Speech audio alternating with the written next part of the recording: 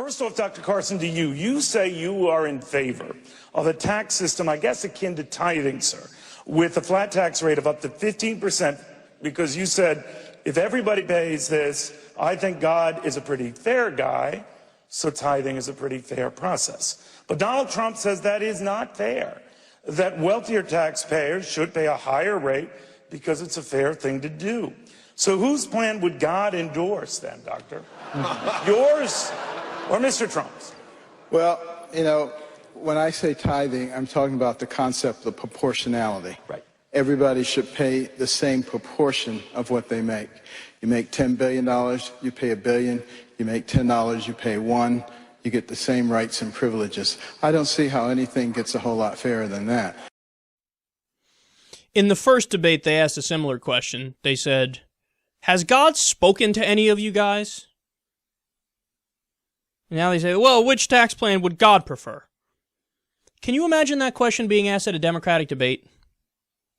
No. Answer, of course not. Why? Because they're serious human beings.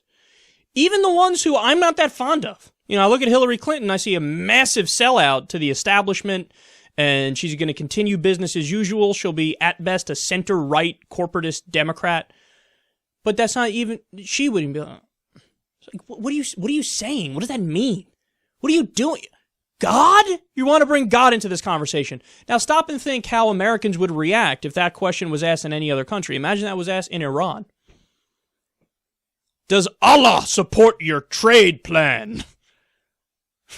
What will we look at that and go, what do you mean? It's a reasonable question being asked in a debate? No, we'd be, look at these fucking primitive little children. And guess what? That response would be right. It would be correct. It's proper. You're going to ask what Allah wants? You don't know, but you don't fucking know. Nobody knows. How does the old saying go? If you talk to God, you're religious. If God talks to you, you're a psychopath. You're a paranoid schizophrenic. We got to get you on Thorazine or Seroquel. ASAP. You hearing voices in your head, son? That's not normal. Look, Cavuto, whose tax plan would God support? I don't know. Have you called God's accountant recently? I hear Moses knows a guy who could tell somebody about the burning bush where... Enough with children fairy tales. Could you imagine like if there was some sort of a debate in ancient Rome? Have the gods spoken on your decision about what to do with the aquifers? What does that mean? Doesn't mean anything. You've all bought into the Mother Goose fairy tales of your time. And, but even with that being said, I'll answer your question. So Ben Carson says, well, tithing, it's in the Bible, so that's that. End of conversation. Except what's he missing? He's missing that, okay, so his idea is in the Bible, there's some religious support for it. What's the central message of the Bible, and specifically the New Testament, but the Bible broadly speaking, on issues of economics?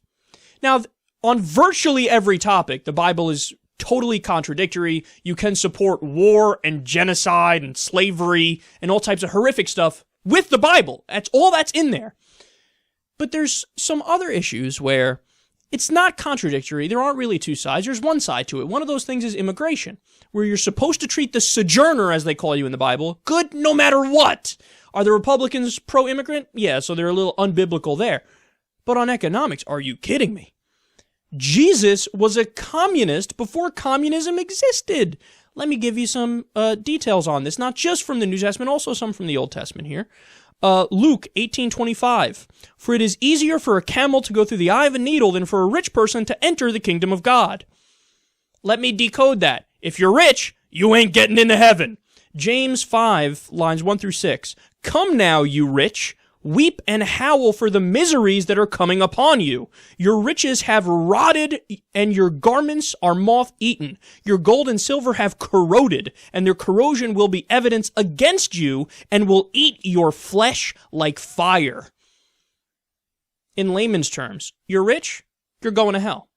End of conversation. Story of Lazarus in the Bible as well. Same thing. If you're rich, just because you were rich on earth, they say, well, you had a nice existence on earth. Now that, you died, you're going to hell. The poor are going to inherit the kingdom of God, not you. Flat out anti-rich. Anti-rich. All right, more. Luke 12:33. Sell your possessions and give to the needy. Is Ben Carson's tax plan account for that? No, you have to pay if you make $50,000 a year, pay 10% of your money. If you make $5 billion a year, pay 10%. Right, because Jesus would be in favor of that. Revelation 3:17. For you say, I am rich, I have prospered, and I need nothing, not realizing that you are wretched, pitiable, poor, blind, and naked. Again, anti-rich. No ifs, ands, or buts about it. So if you really want to have a conversation about Christian tax plans, you might want to start the conversation with Das Kapital.